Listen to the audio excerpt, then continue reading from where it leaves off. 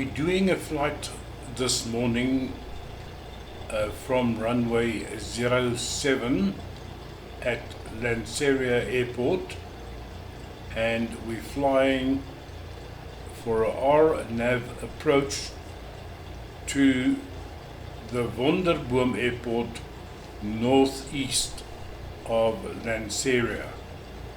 It is a short flight, but the main aim is to emphasize a few aspects of flying the Cessna 172 SP, and then the specific emphasis of the AutoPilot and then landing and doing a landing at runway 29 at the Wonderboom Airport.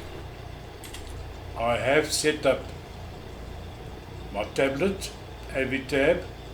I do have my runway diagram of my destination done,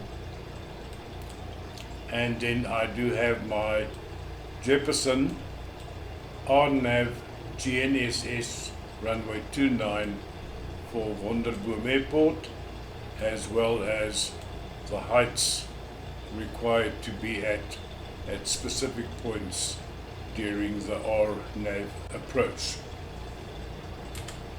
I've prepared the flight plan. We will be flying directly from where we are at the moment at Lanseria Airport to Itupu, Itupu being the first point on the path into landing at the Wonderboom Airport.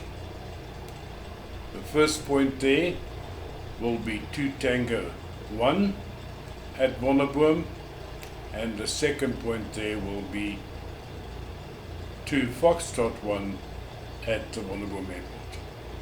I've set my heading bug at 291, which is the Jefferson chart indication of the direction of the run-in towards runway 29.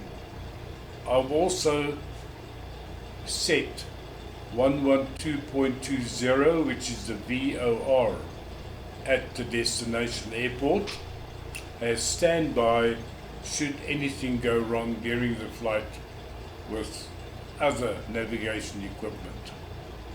All we have to do now is check that our flaps are down, and they are down 1 notch, so we're basically ready to go.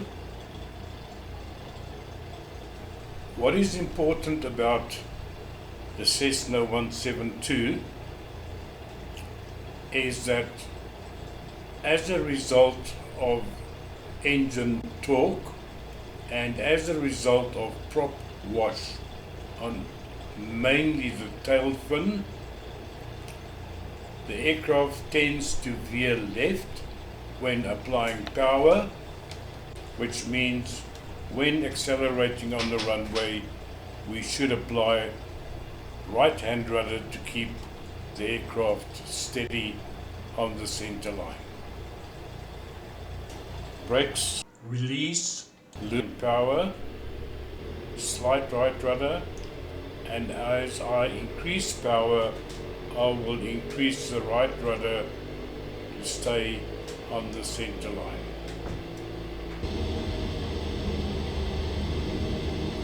Coming up for 60 knots, we can now rotate.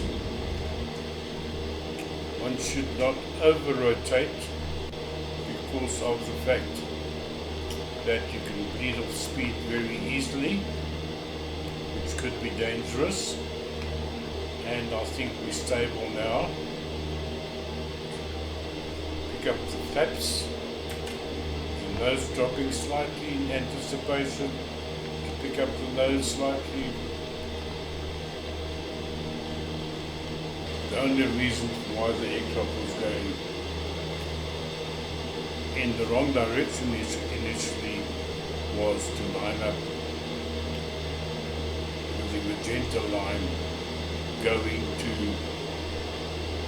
tupu being that point over there, with the aircraft presently on track on its way to the tupu point. The view I have at the moment is my flying view.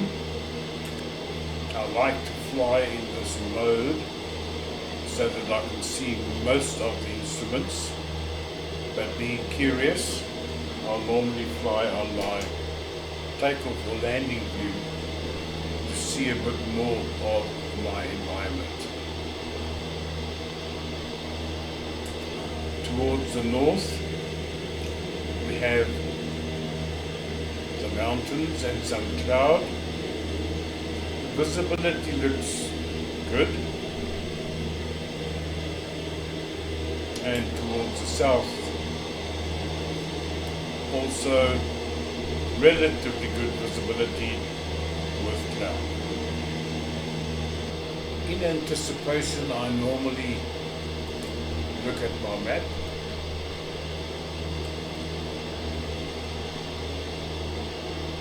I left Ansera Airport and the QNH is 1022,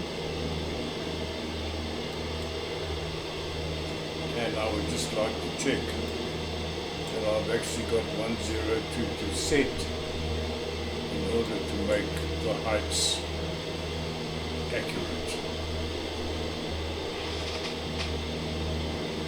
That is in 1022.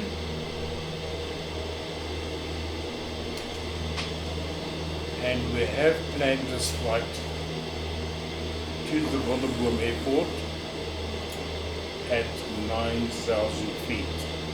So we should be aware we're at 7,000 feet coming up at the moment, and we need to be at 9,000 feet en route to our destination. System appears to be stable on the GNSS mode, and it appears that the vertical speed indicator at plus 500 feet per minute is fairly stable. In general, I think the weather is very stable today, so it should be a pleasant flight to Wonderboom Airport.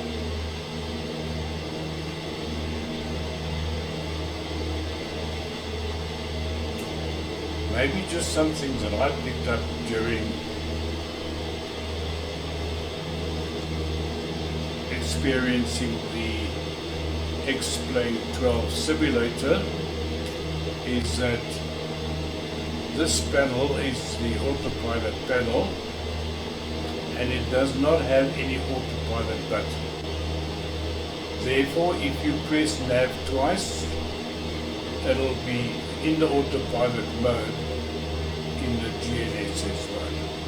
If you press nav once without that indication, it will be in the normal nav mode. Heading as per normal.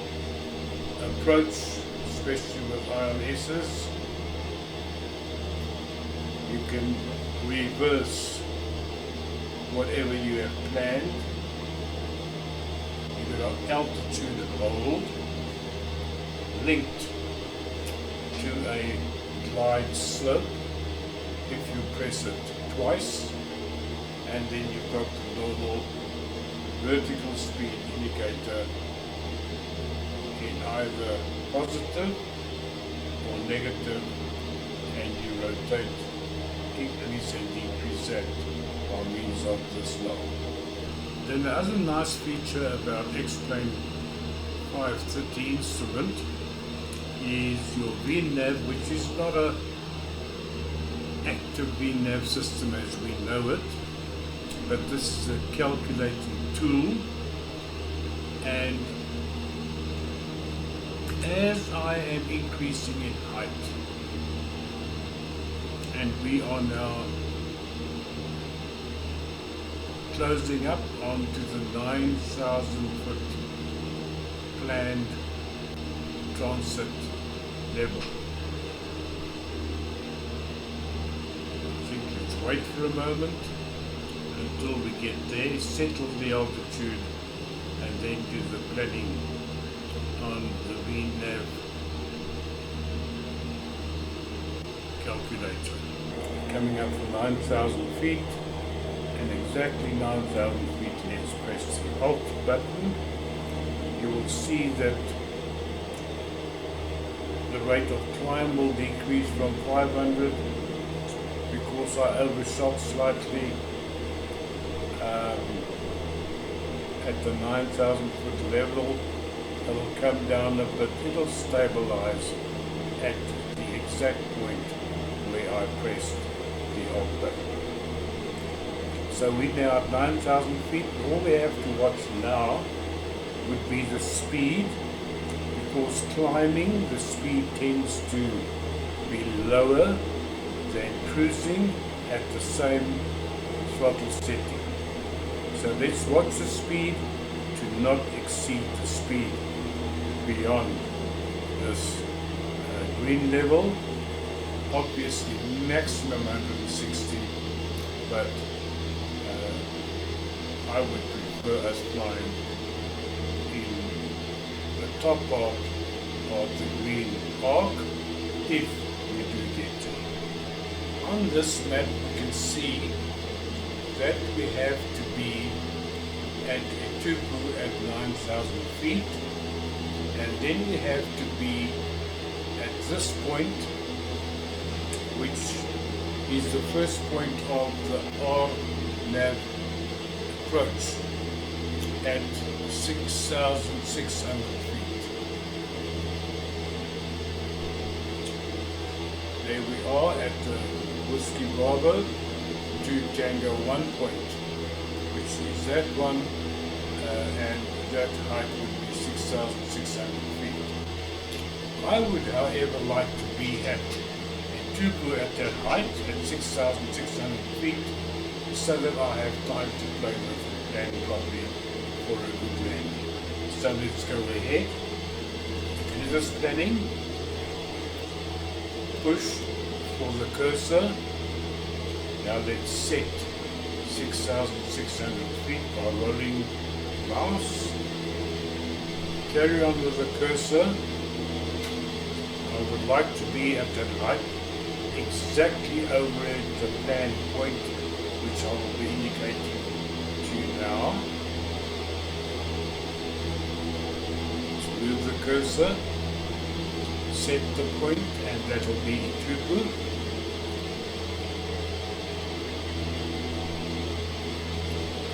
At the Ituku point, I would like to start descending at 500 foot a minute, and as indicated by our RNAV tool, if we'd like to reach that point at 6,600 feet, we can start descending at 500 feet a minute according to our AutoPilot in 1.5 minutes time.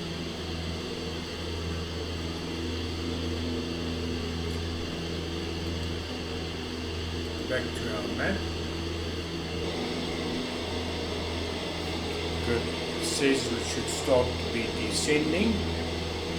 Let's go to our AutoPilot and then start our descent at 500 feet a minute.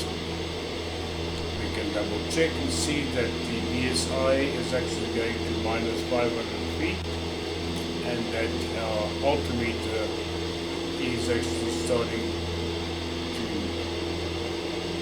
lose height.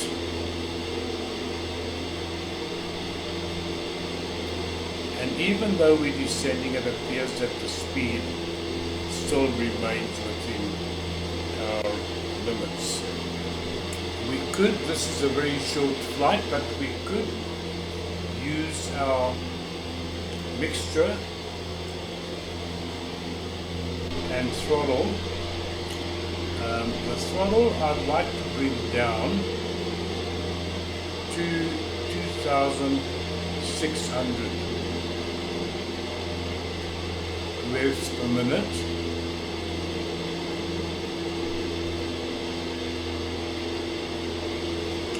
And then the mixture I would like to bring down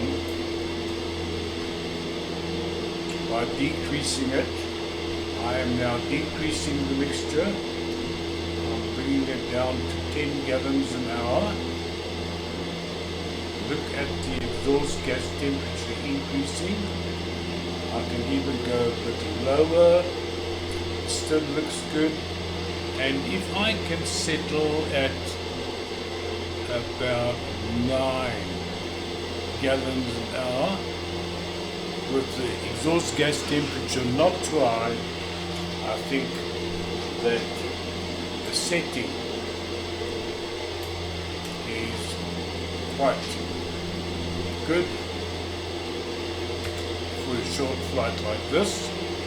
Obviously on a longer flight you are going to save yourself substantial fuel over a longer distance. We must remember that the point we would like to be at would be 6,600 feet, and we have to at all times monitor this, because at the moment we are at 7,600 feet, 1,000 feet to go, and with the blink of an eye, believe me or not, you are going to be at 6,600 feet because of this speed. The Avitab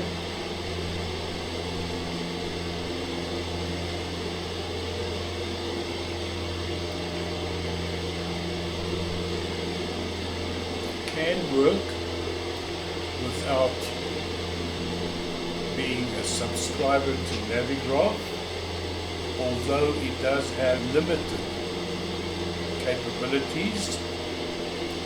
But as I am a Navigraph subscriber, I have full access to all the charts that I use on any SimBrief or Navigraph program, and in fact you can compile a flight plan on SimBrief, and you can run on a separate computer. You can actually run a SimLink where you have a running track that you can follow on the map, in the same way as we are doing right now. We're now turning in from Itubu at 6,600 feet exactly. So we have to stabilize the altitude at that height, because the first point of the RNAV runway 29 approach will activate at reaching that point, and will then also activate the descent. So now, still at a fairly high speed, I can start bringing my speed down. I would first like to go to my Jefferson chart, where I can follow my heights and the exact path down to the runway, all the RNAV points up to landing.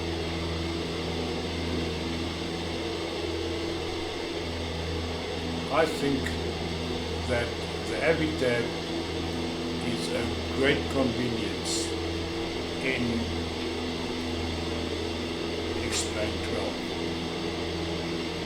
I'm now reducing my speed in order to lower my flaps.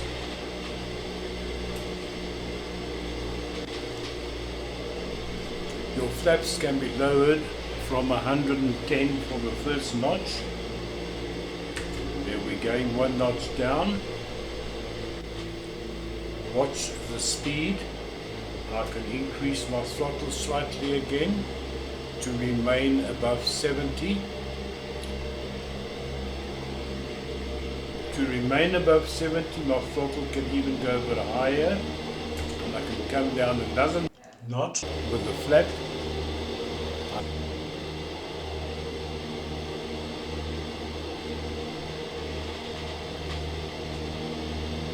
And I'm now approaching that point where I should now go down to my autopilot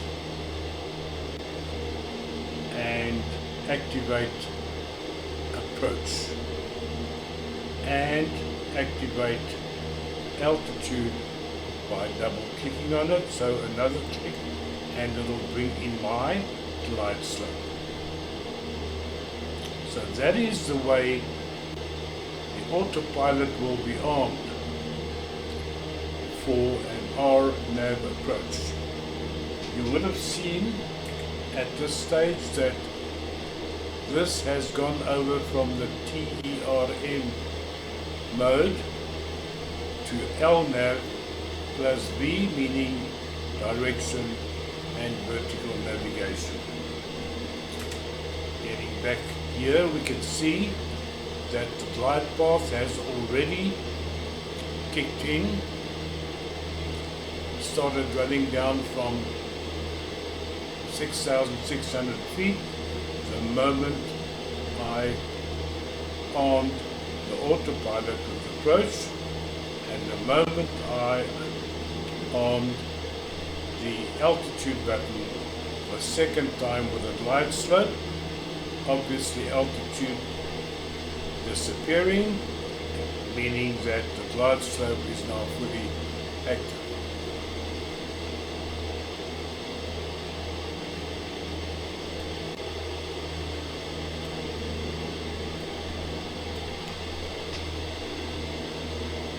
With all stable,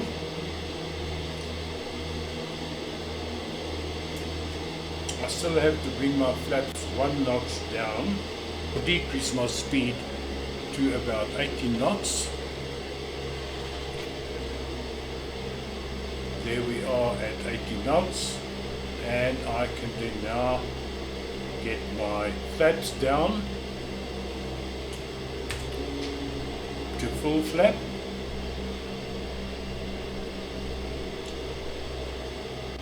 Watch my throttle and my speed. I would not like to go below 70 knots.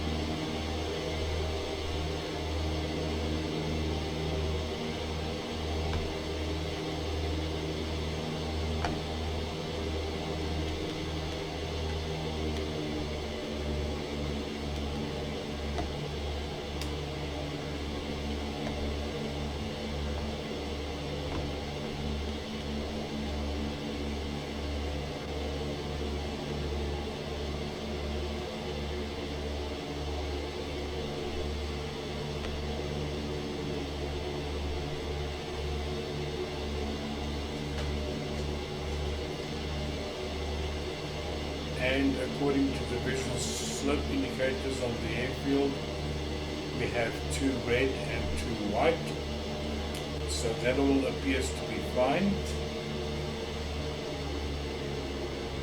I'm decreasing my speed slightly try and maintain 17 knots on the descent with full flaps.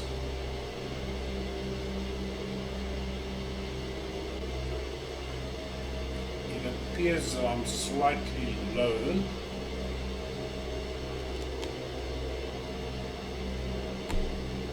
I'll pull back slightly, AutoPilot off.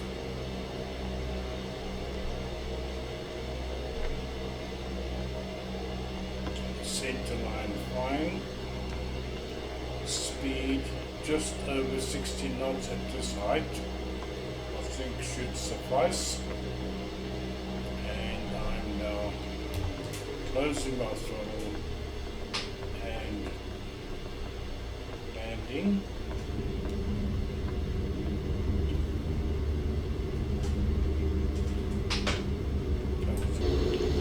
Going slightly right on the runway, mainly because I wanted to ease this turn off the main runway, as I think my speed was a bit high during the turn.